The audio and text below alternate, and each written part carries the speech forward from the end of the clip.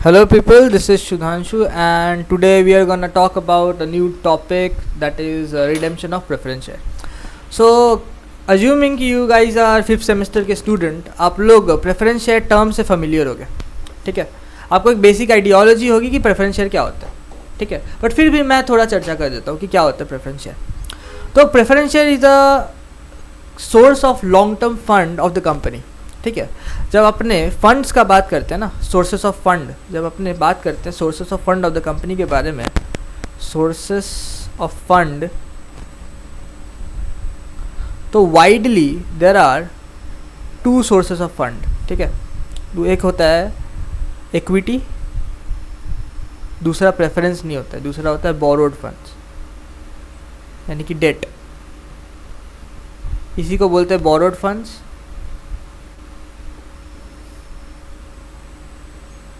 और इसको क्या बोलते हैं? Owner's fund.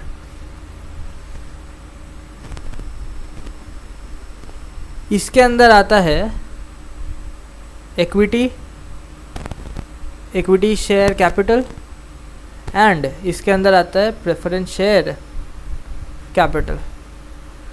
बोरोड फंड्स के एग्जांपल्स हो गए आपका debentures, long term loans, etcetera, ठीक है. तो जो प्रेफरेंस शेयर कैपिटल है ना, it is nothing but a long term source of fund जो कि इक्विटी में आता है, ठीक है, यानी कि ओनर्स फंड के क्लासिफिकेशन में आता है, ठीक है. अभी प्रेफरेंस शेयर जो है वो इक्विटी शेयर से अलग क्यों है, एंड ये ओनर्स फंड में क्यों आता है, बोरोड फंड्स में क्यों नहीं आता है, ठीक है. ये क्वेश्चंस आपके मन में आ सकते हैं. तो मैं एक बात बता दूं, जो बोरोड फंड होता है ना, यानी कि जो कंपनी को डेट देता है, they are called the lenders of the company, ठीक है. Who are they? They are the lenders of the company, यानी कि they are not the owners. But preference share capital, they are almost treated as the owners of the company. अच्छा, ये जो नाम है ना, प्रेफरेंस दिख रहा होगा आपको, प्रेफरेंस, यानी कि इस प्रेफरेंस जो वर्ड है ना यहाँ पे, ये ऐसे ही वेगली यूज़ किया हुआ नहीं है. ये यूज़ इसलिए किया हुआ है क्योंकि प्रेफरेंस शेयर होल्डर्स को कहीं कहीं पे प्रेफरेंस मिलती है ओवर हुम, ओवर इक्विटी शेयर होल्डर्स. कहाँ मिलती है?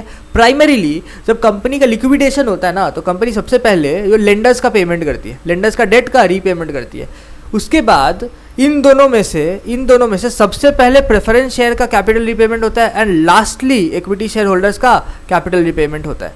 तो सबसे पहले क्या हुआ कि प्रेफरेंस शेयर होल्डर को इक्विटी शेयर होल्डर से प्रेफरेंस मिला. कब? Eight the time of liquidation, जब प्रेफरेंस शेयर होल्डर को अपना capital repayment equity share holder से पहले मिल जाएगा. एंड सेकंड प्रेफरेंस, एक और प्रेफरेंस होता है, दैट इज़ जब कंपनी प्रॉफिट अर्न करती है ना, जब कंपनी प्रॉफिट अर्न करती है तो सबसे पहले उसको प्रेफरेंस शेयर होल्डर्स को, यानी कि of course after all other obligation, जब फाइनल प्रॉफिट आता है अर्निंग आफ्टर टैक्स, उसमें से हम लोग क्या करते हैं कि प्रेफरेंस शेयर्स को उनका डिविडेंड देते हैं एट अ फिक्स्ड रेट, ठीक है. फिक्स रेट पे प्रेफरेंस शेयर को डिविडेंड देते हैं. तो प्रॉफिट का पहला हिस्सा किसको मिला? प्रेफरेंस शेयर होल्डर्स को. एंड उसके बाद अगर कंपनी को लगता है कि इक्विटी शेयर होल्डर्स को डिविडेंड देना है तो देती है, otherwise is not a mandatory obligation. So preference share holder को दो जगह प्रेफरेंस मिली. कहाँ? एक कैपिटल रिपेमेंट पे, दूसरा डिविडेंड पे. तो इसीलिए प्रेफरेंस शेयर नाम तो आपको समझ में आ रहा होगा कि क्यों प्रेफरेंस शेयर बोलते हैं इसको. तो जो हमारा नेक्स्ट टॉपिक है that is equity share versus preference share. यहाँ पे मैं आपका सारा डाउट जो है इक्विटी शेयर और प्रेफरेंस शेयर का डिस्टिंक्शन का वो सॉल्व कर दूंगा. सबसे पहले डिविडेंड रेट पे बात कर लेते हैं. अच्छा, इक्विटी शेयर होल्डर्स को जब डिविडेंड मिलेगी ना, तो वो कोई फिक्स रेट पे नहीं मिलती है. इनफैक्ट ऐसा भी होता है कि मिलती ही नहीं है, कंपनी डिविडेंड देती नहीं इक्विटी शेयर होल्डर्स को. तो जो डिविडेंड का रेट है ना, ये वैरी करता है year two year. But preference share holder को एक कैपिटल का एक फिक्स परसेंटेज ही डिविडेंड मिलेगा, ठीक है. अच्छा, next bonus shares. Equity share holder के पास एक यहाँ पे बोनस शेयर्स का एडवांटेज है कि कंपनी के पास अगर प्रॉफिट हुआ है एंड लिक्विडिटी नहीं है, तो उस केस में कंपनी ना अपने शेयर होल्डर्स को इंसेंटिव के तौर पे बोनस शेयर्स अलॉट कर सकती है. That is out free of consideration. But preference share holders को ऐसा कोई बोनस शेयर नहीं मिलता है. कैपिटल रिपेमेंट का तो मैंने आपको बता दिया कि वाइंडिंग अप के केस में सबसे पहले प्रेफरेंस शेयर होल्डर का कैपिटल रिपेमेंट होगा, फिर इक्विटी शेयर होल्डर्स का कैपिटल रिपेमेंट होगा लास्ट में, ठीक है. उसके बाद voting rights equity share holder को मिलता है, प्रेफरेंस शेयर होल्डर्स को नहीं मिलता है. अभी आपको क्वेश्चन हो सकता है कि वोटिंग राइट्स किस चीज़ में? तो डिसीजन मेकिंग में वोटिंग राइट्स हो सकता है, बोर्ड ऑफ डायरेक्टर का सिलेक्शन में वोटिंग राइट्स हो सकता है, और भी बहुत सारे केसेस में वोटिंग राइट्स हो सकता है. तो इक्विटी शेयर होल्डर्स को वोटिंग राइट्स मिलता है depending upon the share holding percentage, ठीक है. बट प्रेफरेंस शेयर होल्डर्स के केस में ऐसा कुछ नहीं है. फिर इक्विटी शेयर होल्डर का कोई रिडम्पशन नहीं होता है, यानी कि अगर लिक्विडेशन नहीं हो रहा है तो उनका कैपिटल जो है कभी भी रीपे किया नहीं जाएगा। बट प्रेफरेंस शेयर का कैपिटल रिडम्पशन होगा maximum 20 years from the date of issue of such a preference share. उसके बाद कंपनी का ऑब्लिगेशन क्या है कि equity share preference share holder को हर साल एक फिक्स रेट पे डिविडेंड देना है। बट ऐसा कोई भी ऑब्लिगेशन नहीं है इक्विटी शेयर होल्डर्स के केस में। डिविडेंड मन करेगा तो देगा, मन करेगा नहीं देगा, ऐसा कोई बात नहीं है। बहुत सारे फैक्टर्स हैं डिविडेंड के लिए, ठीक है। One of the factors being कि कंपनी के पास इन्वेस्टमेंट के लिए अपॉर्चुनिटी है या नहीं, नया प्रोजेक्ट कोई है या नहीं जहाँ पे फंड्स को अलॉट करना है, ठीक है। बहुत कुछ देखना पड़ता है। तो आप यहाँ पे कंपनीज का एक मैंडेटरी ऑब्लिगेशन देख लो प्रेफरेंस शेयर के केस में, और इक्विटी शेयर होल्डर्स के केस में कोई ऐसा मैंडेटरी ऑब्लिगेशन नहीं है। तो होपफुली इस डिस्टिंक्शन से आपको इक्विटी और प्रेफरेंस शेयर्स के बीच का जो डिफरेंसेस है वो समझ में आ गया होगा। Moving forward in the discussion, transaction structure of redemption. Company ने प्रेफरेंस शेयर इशू कर दिया, रिडेम्पशन टाइम आया, और अब ट्रांजैक्शन कैसा होने वाला है। तो सबसे पहले प्रेफरेंस शेयर होल्डर अपने शेयर्स को सरेंडर कर देगी कंपनी को, कंपनी इसके अगेंस्ट में रिडेम्पशन प्राइस पे करेगी to the share holders. Redemption price का जब हम लोग बात करते हैं ना, तो रिडेम्पशन प्राइस 3 टाइप का होता है, at par, premium and discount. आप लोग फेमिलियर हो गए इस टर्म से, मैंने इशू ऑफ शेयर्स के टाइम पे भी इन तीनों टर्म का डिस्कशन किया था। पार मतलब face value shall be equal to redemption price, premium मतलब face value shall be less than redemption price, and discount के केस में face value shall be greater than the redemption price. ये 3 होता है, पार, premium और discount. आपको पता था, मेरे को पता है आपको पता था, क्योंकि मैंने ऑलरेडी डिस्कस कर चुका है। अच्छा, यहाँ पे एक न्यू है, क्या न्यू है कि जब रिडेम्पशन प्रीमियम पे हो रहा है ना, तो जो एक्सेस अमाउंट है दैट इज लेट्स से अगर 100 का फेस वैल्यू है एंड रिडेम्पशन प्राइस है लेट्स से 120, तो ये जो 20 रुपये एक्सेस है ना, ये जो 20 रुपये एक्सेस है, इसको हम लोग कहाँ डालेंगे? सिक्योरिटीज़ प्रीमियम में ना, सिक्योरिटीज़ प्रीमियम नहीं डालेंगे, premium on redemption of preference shares पोरोप्स अकाउंट में डालेंगे और राइट ऑफ कर देंगे, ठीक है। तो होपफुली आपको समझ में आ रहा है अबाउट रिडेम्पशन प्राइस ना। One of the most important topics, provisions of section 55 of companies act relating to अपना रिडेम्पशन ऑफ प्रेफरेंस है। तो सबसे पहले मैंने यहाँ पे सेक्शन 55 के जो प्रोविजंस है उसको सॉफ्ट लैंग्वेज में लिख के, जिससे आपको समझ में आए, यहाँ पे जॉट डाउन कर दिया। सबसे पहला क्या है कि maximum redemption period shall not exceed 20 years from the date of issue of such shares, such preference share. यानी कि मैंने जो पहला बात आपको बताया कि जो रिडेम्पशन होगा ना प्रेफरेंस शेयर का, that can be maximum up to 20 years. Redemption का पीरियड, मैच्योरिटी का पीरियड, इस पीरियड के अंदर ही प्रेफरेंस शेयर होल्डर्स को उनका कैपिटल का रिपेमेंट हो जाना चाहिए, ठीक है। इसका कुछ एक्सेप्शंस भी है, जैसे infrastructure company as per schedule 6 of what companies act. Schedule 3 का आदत लगा हुआ है, ठीक है, बैलेंस शीट बना के, ठीक है, आप समझ ही सकते हो, आपका भी बैलेंस शीट है। एनीवे, नेक्स्ट पॉइंट क्या है, no preference shares shall be redeemed unless they are fully paid. यानी कि अगर कोई पार्टली पेड प्रेफरेंस शेयर है तो उसको फाइनल कॉल या रिमेनिंग कॉल करके फुल्ली पेड करना पड़ेगा, एंड उसके बाद आप उसका रिडेम्पशन कर सकते हो, ठीक है। Next, amount payable to preference share at the time of redemption can be paid out of. यानी कि जब आप प्रेफरेंस शेयर होल्डर्स को उनका कैपिटल का रिपेमेंट कर रहे हो, तो उसके लिए वो जो कंसीडरेशन आपको देना है ना, वो आप कहाँ से दे सकते हो। तो सोर्सेज ऑफ रिडेम्पशन का प्रोसीड्स कैसे दे सकते हो आप? पहला, एग्जिस्टिंग एसेट यानी कि कैश, बैंक एक्सेट्रा को आप यूटिलाइज कर सकते हो, but to the extent of free reserve. ये एक लिमिटेशन लगा दिया आपके ऊपर कंपनीज एक्ट ने कि जितना का फ्री रिजर्व्स है आप उतना तक का ही एग्जिस्टिंग एसेट यूटिलाइज कर सकते हो for redemption of preference share. उसके बाद इशू ऑफ न्यू शेयर, आप नए शेयर इशू करके भी प्रेफरेंस शेयर का रिडेम्पशन कर सकते हो। Since it is a mandatory obligation and company के पास अगर पैसे नहीं है तो कंपनी शेयर इशू करके पैसे मंगवा सकती है एंड फिर रिडेम्पशन करेगी। अभी यहाँ पे new shares can be equity और प्रेफरेंस और बोथ, ठीक है, और इसका आउट ऑफ बोथ यानी कि इन दोनों को मिला के भी आप रिडेम्पशन कर सकते हो। Next, the amount applied for redemption out of profit of the company shall be transferred to capital redemption reserve, CRR। बहुत इंपॉर्टेंट टॉपिक है, मैं आगे इसको डिटेल में डिस्कस करने वाला हूँ, ज़्यादा डिटेल में नहीं क्योंकि मैंने ऑलरेडी बोनस चैप्टर में इसका डिटेल डिस्कशन कर दिया, बट फिर भी तो यहाँ के लिए मैं आपको ये बता दूँ कि जब कंपनी अपने एग्जिस्टिंग एसेट्स को यूटिलाइज करके प्रेफरेंस शेयर का रिडेम्पशन करेगी ना, तो उस प्रेफरेंस शेयर का जो फेस वैल्यू का पोर्शन है वो कंपनी क्या करेगी, उसके to that extent of the face value company free reserve से एक पर्टिकुलर अमाउंट सेट असाइड करेगी एंड CRR में ट्रांसफर कर देगी। एज सिंपल एज दैट अभी के लिए, अभी मैं आगे और भी कुछ बताने वाला हूँ। Anyway, if preference shares are redeemed at premium, ठीक है, यानी कि अगर प्रीमियम पे रिडेम्पशन हो रहा है प्रेफरेंस शेयर का, प्रीमियम पे रिडेम्पशन हो रहा है प्रेफरेंस शेयर का, then such premium can be written off out of free reserves and securities premium. जो premium on redemption of preference share है ना, पोरोप्स अकाउंट, उसको राइट ऑफ का आप करने के लिए securities premium and free reserve दोनों को यूटिलाइज कर सकते हो। क्या सीक्वेंस होगा? सबसे पहले सिक्योरिटीज प्रीमियम यूटिलाइज करेंगे एंड उसके बाद हम लोग यूटिलाइज करेंगे क्या? फ्री रिजर्व्स, ठीक है, इसी सीक्वेंस में यूटिलाइज करेंगे। नेक्स्ट, CRR, ये बहुत इंपॉर्टेंट टॉपिक है, ठीक है। स्टूडेंट्स अक्सर तो CRR बनाना ही भूल जाते हैं, दस violating the provisions of companies act and एक तो नंबर कटेगा 100 अलग। So this is very very very important, ठीक है, ये तो भूलना ही मत। तो CRR कंपनी कब बनाएगी? जब देखो, जब प्रेफरेंस शेयर का रिडेम्पशन होगा ना, जब प्रेफरेंस शेयर का रिडेम्पशन होगा out of existing assets of the company either wholly और partly, then an amount equal to the face value of such preference share redeem shall be transfer to from free reserves to new reserve called CRR। अभी ऐसा क्यों करती है company? अगर company के पास free reserves पड़ा हुआ है even after redemption and company ने CRR नहीं बनाया, यानी कि फ्री रिजर्व से अमाउंट सेट असाइड नहीं किया है to a new reserve called CRR, तब क्या होगा आप समझो कि रिडेम्पशन हो गया, फिर भी कंपनी के पास कैश बैलेंस पड़ा हुआ है एंड फ्री रिजर्व्स में भी बैलेंस पड़ा हुआ है, तो कंपनी अगले साल डिविडेंड डिक्लेयर कर देगी, शेयर होल्डर्स को पैसा दे देगी। इससे क्या होगा? लेंडर्स जो है वो नाराज़ हो जाएंगे। लेंडर्स बोलेंगे अरे आप हम लोगों का पेमेंट कर नहीं रहे हो, आप अपने इक्विटी शेयर होल्डर्स को डिविडेंड दे रहे हो, जब पैसा है तो हम लोग का रीपेमेंट कर दो, ठीक है। तो लेंडर्स का इंटरेस्ट प्रोटेक्ट करने के लिए कंपनी ने सबसे पहले, कंपनीज एक्ट ने सबसे पहले पहला रेस्ट्रिक्शन लगाया कि आप एग्जिस्टिंग एसेट्स को यूटिलाइज कर सकते हो but to the extent of free reserves available. And दूसरा रेस्ट्रिक्शन ये लगाया कि रिडेम्पशन के टाइम पे आप अगर एग्जिस्टिंग एसेट यूज़ कर रहे हो तो to the face value, to the extent of face value of such preference share redeem, आपको उतना ही अमाउंट सेट असाइड करना होगा from free reserve to a new reserve called CRR।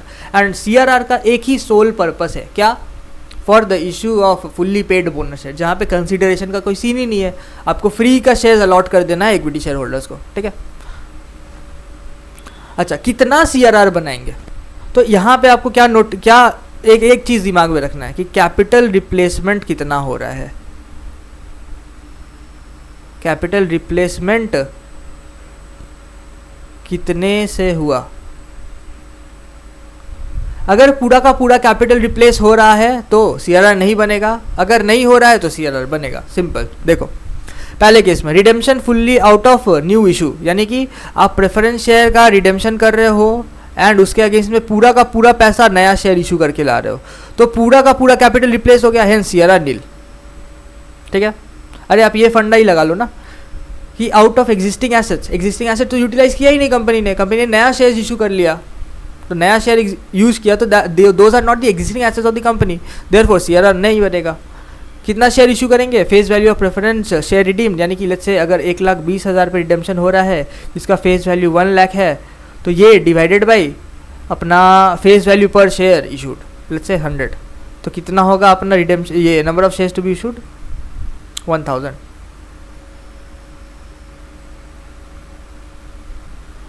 ठीक है। Redemption fully out of existing assets, तो देखो जब कंपनी क्या करेगी, प्रेफरेंस शेयर का रिडेम्पशन करेगी बट यहाँ पे न्यू शेयर का इशू नहीं करेगी, ठीक है, बट अपने एग्जिस्टिंग एसेट्स को यूटिलाइज करेगी for the purpose of redemption. इसके केस में CRR कितना का बनाएंगे? पूरे का CRR बनाएंगे, पूरा मतलब फेस वैल्यू तक के एक्सटेंट का CRR बनाएंगे। Entire amount of preference share redeemed, उसका फेस वैल्यू कितना है, तो face value of preference share redeemed simply, जो यहाँ पे 1,20,000 का रिडेम्पशन प्राइस था और 1 लाख का फेस वैल्यू था, तो हम लोग 1 लाख का CRR बना देंगे, एज सिंपल एज दैट। 20,000 का क्यों नहीं बनेगा सर, ये क्वेश्चन होगा ना। अरे 20,000 जो प्रीमियम है, ये जो premium and redemption of preference share, इसको तो आप ऑलरेडी राइट ऑफ कर रहे हो securities premium and free reserves का, तो फिर उसके अगेंस्ट में CRR क्यों बनाना, वो तो ऑलरेडी राइट ऑफ हो रहा है, ठीक है। And last case redemption out of both, यानी कि इन दोनों को मिला के जो है ये लास्ट केस होगा, ये discuss later. This is a very vital topic and a detail discussion it shall be, तो हम लोग इसको अगले क्लास के लिए बचा के रखें, ठीक है। तो होपफुली आपको आज का क्लास समझ में आया होगा। नेक्स्ट क्लास हम लोग क्या करेंगे, इसका जर्नल्स देखेंगे, एक दो सम बनाएंगे एंड उसके बाद देखेंगे अगर टाइम बचेगा तो ये टॉपिक को भी डिस्कस करेंगे, ठीक है। So today's class is over, thank you. And आप आराम से एक बार आज का डिस्कशन गो थ्रू करना और फिर नेक्स्ट क्लास ज्वाइन करना, ठीक है। थैंक यू, ठीक है। अच्छा, next bonus shares. Equity share holder के पास एक यहाँ पे बोनस शेयर्स का एडवांटेज है कि कंपनी के पास अगर प्रॉफिट हुआ है एंड लिक्विडिटी नहीं है तो उस केस में कंपनी ना अपने शेयर होल्डर्स को इंसेंटिव के तौर पे बोनस शेयर्स अलॉट कर सकती है, that is out free of consideration. But preference share holders को ऐसा कोई बोनस शेयर नहीं मिलता है। कैपिटल रिपेमेंट का तो मैंने आपको बता दिया कि वाइंडिंग अप के केस में सबसे पहले प्रेफरेंस शेयर होल्डर का कैपिटल रिपेमेंट होगा, फिर इक्विटी शेयर होल्डर्स का कैपिटल रिपेमेंट होगा लास्ट में, ठीक है। उसके बाद voting rights equity share holder को मिलता है, प्रेफरेंस शेयर होल्डर्स को नहीं मिलता है। अभी आपको क्वेश्चन हो सकता है कि वोटिंग राइट्स किस चीज़ में, तो डिसीजन मेकिंग में वोटिंग राइट्स हो सकता है, बोर्ड ऑफ डायरेक्टर का सिलेक्शन में वोटिंग राइट्स हो सकता है, और भी बहुत सारे केसेस में वोटिंग राइट्स हो सकता है। तो इक्विटी शेयर होल्डर्स को वोटिंग राइट्स मिलता है depending upon the share holding percentage, ठीक है। बट प्रेफरेंस शेयर होल्डर्स के केस में ऐसा कुछ नहीं है। फिर रिडेम्पशन, इक्विटी शेयर होल्डर का कोई रिडेम्पशन नहीं होता है, यानी कि अगर लिक्विडेशन नहीं हो रहा है तो उनका कैपिटल जो है कभी भी रीपे किया नहीं जाएगा। बट प्रेफरेंस शेयर का कैपिटल रिडेम्पशन होगा maximum 20 years from the date of issue of such a preference share. उसके बाद कंपनी का ऑब्लिगेशन क्या है कि equity share preference share holder को हर साल एक फिक्स रेट पे डिविडेंड देना है, बट ऐसा कोई भी ऑब्लिगेशन नहीं है इक्विटी शेयर होल्डर्स के केस में। डिविडेंड मन करेगा तो देगा, मन करेगा नहीं देगा, ऐसा कोई बात नहीं है। बहुत सारे फैक्टर्स हैं डिविडेंड के लिए, ठीक है। One of the factors being कि कंपनी के पास इन्वेस्टमेंट के लिए अपॉर्चुनिटी है या नहीं, नया प्रोजेक्ट कोई है या नहीं जहाँ पे फंड्स को अलॉट करना है, ठीक है। बहुत कुछ देखना पड़ता है। तो आप यहाँ पे कंपनीज का एक मैंडेटरी ऑब्लिगेशन देख लो प्रेफरेंस शेयर के केस में, और इक्विटी शेयर होल्डर्स के केस में कोई ऐसा मैंडेटरी ऑब्लिगेशन नहीं है। तो होपफुली इस डिस्टिंक्शन से आपको इक्विटी और प्रेफरेंस शेयर्स के बीच का जो डिफरेंसेस है वो समझ में आ गया होगा। Moving forward in the discussion, transaction structure of redemption. Company ने प्रेफरेंस शेयर इशू कर दिया, रिडेम्पशन टाइम आया, और अब ट्रांजैक्शन कैसा होने वाला है। तो सबसे पहले प्रेफरेंस शेयर होल्डर अपने शेयर्स को सरेंडर कर देगी कंपनी को, कंपनी इसके अगेंस्ट में रिडेम्पशन प्राइस पे करेगी to the share holders. Redemption price का जब हम लोग बात करते हैं ना, तो रिडेम्पशन प्राइस 3 टाइप का होता है, at par, premium and discount. आप लोग फेमिलियर हो गए इस टर्म से, मैंने इशू ऑफ शेयर्स के टाइम पे भी इन तीनों टर्म का डिस्कशन किया था। पार मतलब face value shall be equal to redemption price, premium मतलब face value shall be less than redemption price, and discount के केस में face value shall be greater than the redemption price. ये 3 होता है, पार, premium और discount. आपको पता था, मेरे को पता है आपको पता था, क्योंकि मैंने ऑलरेडी डिस्कस कर चुका है। अच्छा, यहाँ पे एक न्यू है, क्या न्यू है कि जब रिडेम्पशन प्रीमियम पे हो रहा है ना, तो जो एक्सेस अमाउंट है दैट इज लेट्स से अगर 100 का फेस वैल्यू है एंड रिडेम्पशन प्राइस है लेट्स से 120, तो ये जो 20 रुपये एक्सेस है ना, ये जो 20 रुपये एक्सेस है, इसको हम लोग कहाँ डालेंगे? सिक्योरिटीज़ प्रीमियम में ना, सिक्योरिटीज़ प्रीमियम नहीं डालेंगे, premium on redemption of preference shares पोरोप्स अकाउंट में डालेंगे और राइट ऑफ कर देंगे, ठीक है। तो होपफुली आपको समझ में आ रहा है अबाउट रिडेम्पशन प्राइस ना। One of the most important topics, provisions of section 55 of companies act relating to अपना रिडेम्पशन ऑफ प्रेफरेंस है। तो सबसे पहले मैंने यहाँ पे सेक्शन 55 के जो प्रोविजंस है उसको सॉफ्ट लैंग्वेज में लिख के, जिसे आपको समझ में आए, यहाँ पे जॉट डाउन कर दिया। सबसे पहला क्या है कि maximum redemption period shall not exceed 20 years from the date of issue of such shares, such preference share. यानी कि मैंने जो पहला बात आपको बताया कि जो रिडेम्पशन होगा ना प्रेफरेंस शेयर का, that can be maximum up to 20 years. Redemption का पीरियड, मैच्योरिटी का पीरियड, इस पीरियड के अंदर ही प्रेफरेंस शेयर होल्डर्स को उनका कैपिटल का रिपेमेंट हो जाना चाहिए, ठीक है। इसका कुछ एक्सेप्शंस भी है, जैसे infrastructure company as per schedule 6 of what companies act. Schedule 3 का आदत लगा हुआ है, ठीक है, बैलेंस शीट बना के, ठीक है, आप समझ ही सकते हो, आपका भी बैलेंस शीट है। एनीवे, नेक्स्ट पॉइंट क्या है, no preference shares shall be redeemed unless they are fully paid. यानी कि अगर कोई पार्टली पेड प्रेफरेंस शेयर है तो उसको फाइनल कॉल या रिमेनिंग कॉल करके फुल्ली पेड करना पड़ेगा, एंड उसके बाद आप उसका रिडेम्पशन कर सकते हो, ठीक है। Next, amount payable to preference share at the time of redemption can be paid out of. यानी कि जब आप प्रेफरेंस शेयर होल्डर्स को उनका कैपिटल का रिपेमेंट कर रहे हो तो उसके लिए वो जो कंसिडरेशन आपको देना है ना, वो आप कहाँ से दे सकते हो? तो सोर्सेज ऑफ रिडेम्पशन का प्रोसीड्स कैसे दे सकते हो आप? पहला एग्जिस्टिंग एसेट यानी कि कैश, बैंक एक्सेट्रा को आप यूटिलाइज कर सकते हो, but to the extent of free reserve. ये एक लिमिटेशन लगा दिया आपके ऊपर कंपनीज एक्ट ने कि जितना का फ्री रिजर्व है आप उतना तक का ही एग्जिस्टिंग एसेट यूटिलाइज कर सकते हो for redemption of preference share. उसके बाद इशू ऑफ न्यू शेयर, आप नए शेयर इशू करके भी प्रेफरेंस शेयर का रिडेम्पशन कर सकते हो। Since it is a mandatory obligation and company के पास अगर पैसे नहीं है तो कंपनी शेयर इशू करके पैसे मंगवा सकती है एंड फिर रिडेम्पशन करेगी। अभी यहाँ पे new shares can be equity और प्रेफरेंस और बोथ, ठीक है, और इसका आउट ऑफ बोथ यानी कि इन दोनों को मिला के भी आप रिडेम्पशन कर सकते हो। Next, the amount applied for redemption out of profit of the company shall be transferred to capital redemption reserve, CRR। बहुत इंपॉर्टेंट टॉपिक है, मैं आगे इसको डिटेल में डिस्कस करने वाला हूँ, ज़्यादा डिटेल में नहीं क्योंकि मैंने ऑलरेडी बोनस चैप्टर में इसका डिटेल डिस्कशन कर दिया, बट फिर भी तो यहाँ के लिए मैं आपको ये बता दूँ कि जब कंपनी अपने एग्जिस्टिंग एसेट्स को यूटिलाइज करके प्रेफरेंस शेयर का रिडेम्पशन करेगी ना, तो उस प्रेफरेंस शेयर का जो फेस वैल्यू का पोर्शन है वो कंपनी क्या करेगी, उसके to that extent of the face value company free reserve से एक पर्टिकुलर अमाउंट सेट असाइड करेगी एंड CRR में ट्रांसफर कर देगी। एज सिंपल एज दैट अभी के लिए। अभी मैं आगे और भी कुछ बताने वाला हूँ। Anyway, if preference shares are redeemed at premium, ठीक है, यानी कि अगर प्रीमियम पे रिडेम्पशन हो रहा है प्रेफरेंस शेयर का, प्रीमियम पे रिडेम्पशन हो रहा है प्रेफरेंस शेयर का, then such premium can be written off out of free reserves and securities premium. जो premium on redemption of preference share है ना, पोरोप्स अकाउंट, उसको राइट ऑफ का आप करने के लिए securities premium and free reserve दोनों को यूटिलाइज कर सकते हो। क्या सीक्वेंस होगा, सबसे पहले सिक्योरिटीज प्रीमियम यूटिलाइज करेंगे एंड उसके बाद हम लोग यूटिलाइज करेंगे क्या, फ्री रिजर्व्स, ठीक है, इसी सीक्वेंस में यूटिलाइज करेंगे। नेक्स्ट, CRR, ये बहुत इंपॉर्टेंट टॉपिक है, ठीक है। स्टूडेंट्स अक्सर तो CRR बनाना ही भूल जाते हैं, दस violating the provisions of companies act and एक तो नंबर कटेगा 100 अलग। So this is very very very important, ठीक है, ये तो भूलना ही मत।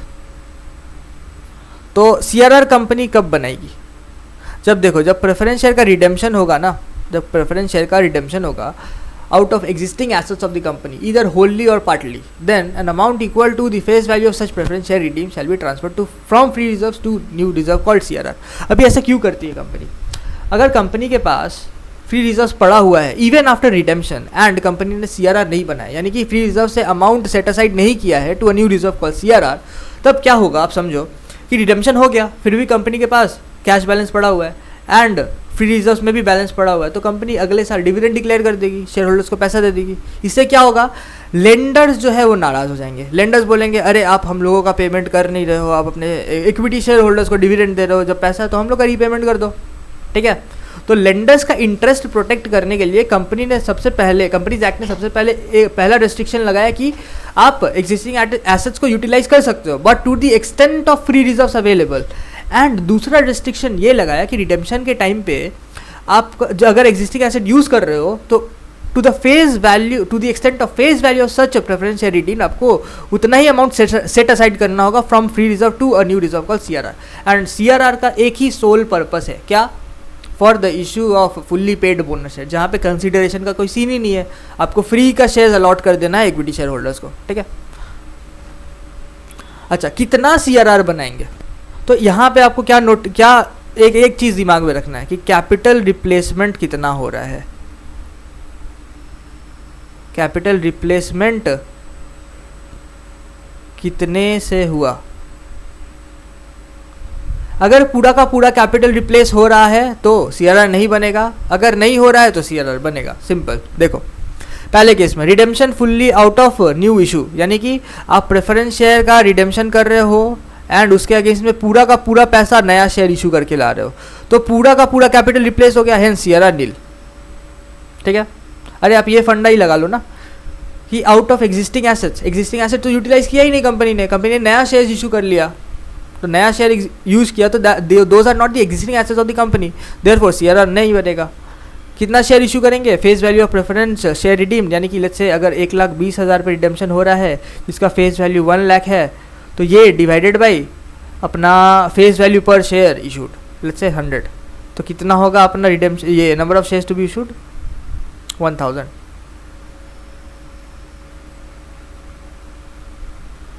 ठीक है। Redemption fully out of existing assets.